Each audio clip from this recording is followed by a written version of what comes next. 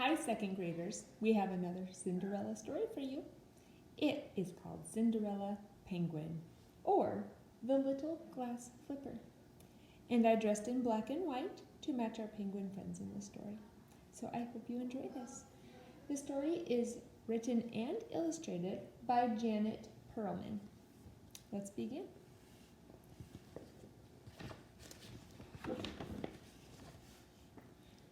There once was a young penguin named Cinderella, who lived in a faraway land with her stepmother and two stepsisters. Cinderella was a kind and gentle penguin, but her stepsisters were selfish and vain. Cinderella did all the chores. She even had to pick up after her stepsisters, while they never had to do a thing.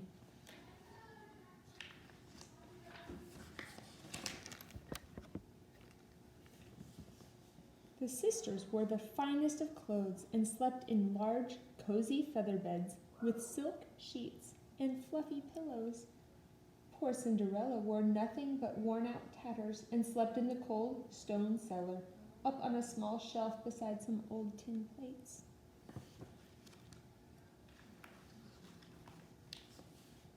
One day, it was announced that the Penguin Prince was giving a costume ball.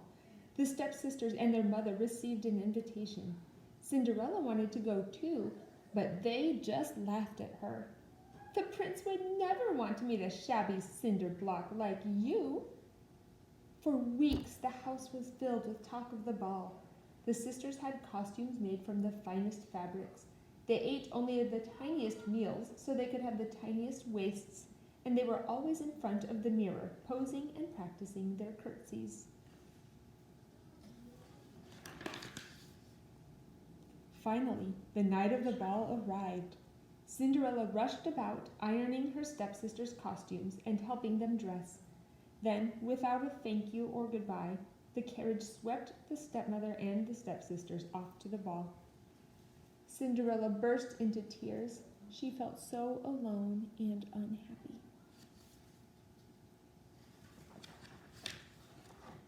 Suddenly, in a glow of blue light, the great fairy penguin appeared before her. "Why are you crying, Cinderella? Do you want to go to the ball?" she asked. Cinderella blinked back her tears. "Oh, yes, more than anything."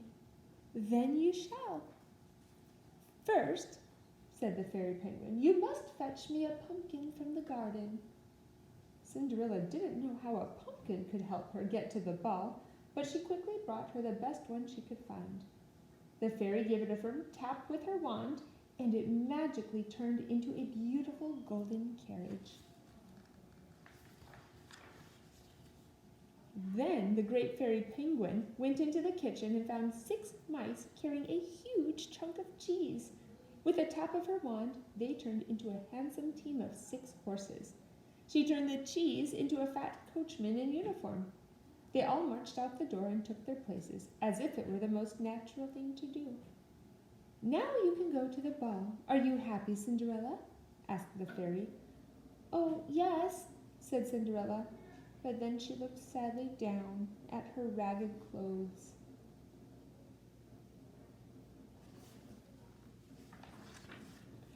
"Oh, I almost forgot," said the fairy. And with a tap of her wand, Cinderella Penguin's rags became a beautiful gown with gold trimming and a real gold tiara. On her feet were a pair of glass flippers, the prettiest and most delicate that Cinderella had ever seen. "Now, one last thing," said the great fairy penguin. "The magic spell ends at the stroke of midnight. The carriage will turn back into a pumpkin, the horses back into mice, the coachman into cheese, and you'll again be dressed in rags. So you must leave the ball before midnight." Cinderella promised to remember. Then, waving goodbye, she stepped into the carriage and rode off, her heart filled with joy. When Cinderella arrived at the palace, the ball was in full swing. She was welcomed with a fanfare of trumpets, and she marveled to see so many fine penguins wearing such magnificent costumes. Her stepmother and stepsisters didn't notice her.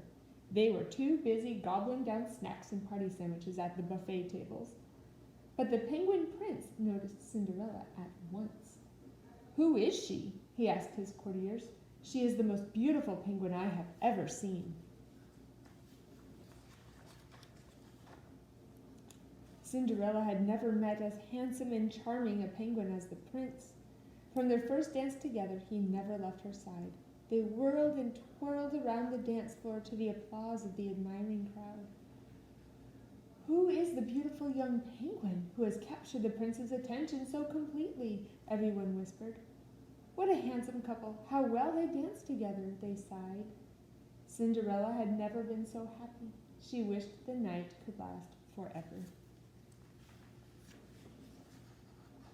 Then suddenly, she glanced up at the clock. In all the excitement, she had completely forgotten the fairy's warning. "Oh," she cried, "it's almost midnight. I have to go." And she ran from the palace in such a hurry that one of her glass flippers fell off and was left lying on the steps. As Cinderella rode away in her carriage, the prince called out, "Oh, please don't go." But she was gone. He picked up the glass flipper and said sadly, "Who was she? I don't even know her name."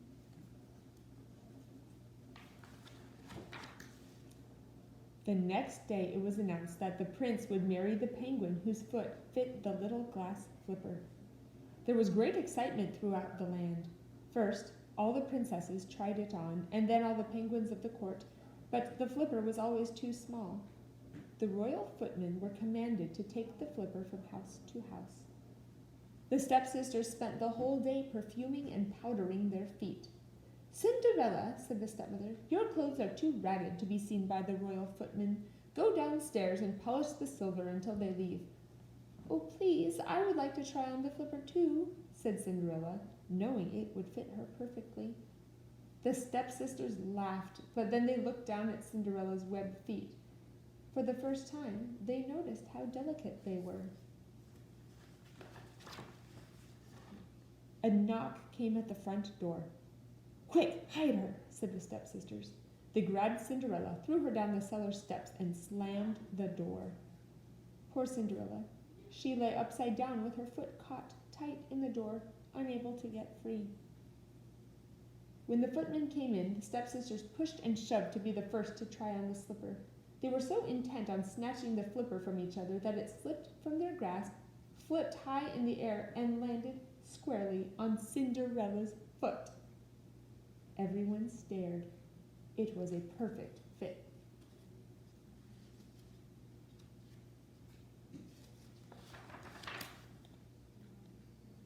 As the footman opened the door and helped Cinderella up, the great fairy penguin appeared. With the tap of her magic wand, she transformed Cinderella's tattered rags into the magnificent clothes that she had worn to the ball. Cinderella was overjoyed. "Oh, thank you, fairy penguin. I thank you with all my heart." The stepmother's and stepsisters' beaks dropped wide open. They stared at Cinderella, spluttering with amazement. "Look! Oh my! It's her! Oh no! Oh dear, we've really put our foot in it."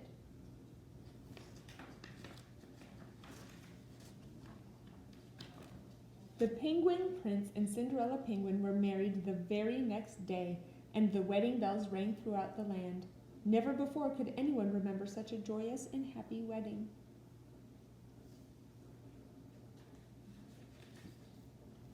Cinderella and the prince truly loved each other, and they lived happily together ever after. The end.